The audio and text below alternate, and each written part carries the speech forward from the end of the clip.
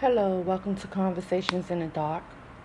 So, today's discussion is going to be about releasing your ego. What I mean by releasing your ego is really setting aside the intention of the person who you feel you should be and become the person who you should be authentically. When you were created in the womb of your mom or your mother, per se, however you call, you were created to be a unique individual, one of one, meaning there's none like you, there's none to come, or none will ever be. You have so many differences within you. But as you get older, society starts to shape you and make you feel like you have to fit into a certain particular mold of whomever you think that you should be, because people idolize and want to feel like they need to create themselves into so many different things. And this is where the ego comes in. This ego is very punishing to your soul and to your thinking process, because this ego now creates a life of its own, and it leaves behind the original person that you're supposed to be, and you're always going to be serving the ego instead of serving your true self. And so in order for you to do that, okay, you have to always remember that the ego that you create is never going to serve its full purpose. It's always going to be in basically like in remission, always needing something else to fulfill it. A new, with some people, their ego loves to hang out. You know what I'm saying? Your ego became a party person. With some people, your ego came a materialistic person. With some people, your ego came an aggressor. Some people, your ego became an alcoholic. You have a drug addiction. These things are not the normal self. That's why I call it ego. It's not the normal self.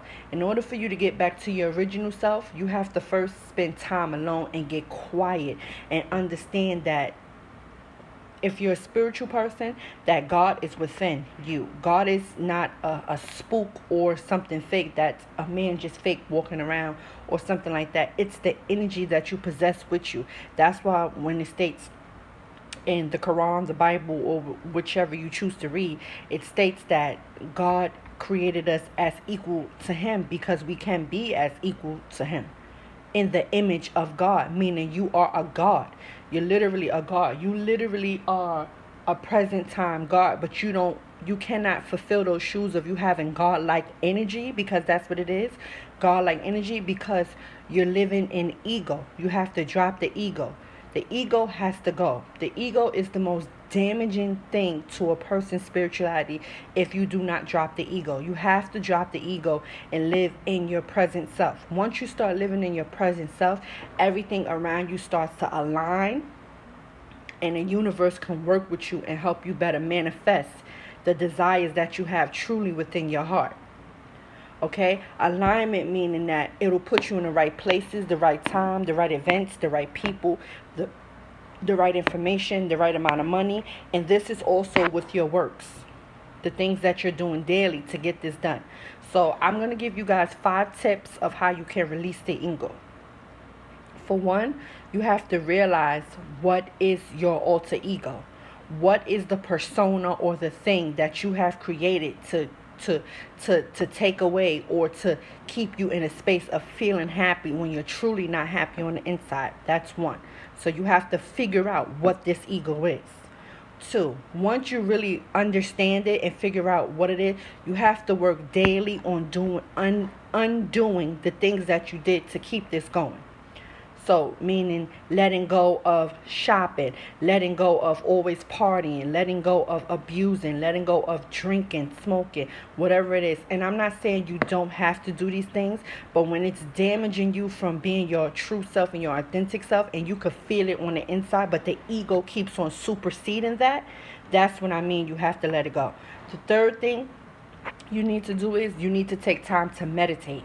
So at least 30 minutes every morning, every night. If you want to get serious about it, I recommend doing 2 times a day, morning and night, where you meditate and you learn to hear your inner self. You learn to hear the God within you. Because you'll always realize whenever you're trying to make a decision or do something, there's always 2 things. There's the good and there's the bad, right? There's always, I'm going to go do this, and then you get those doubts of why you shouldn't be doing it.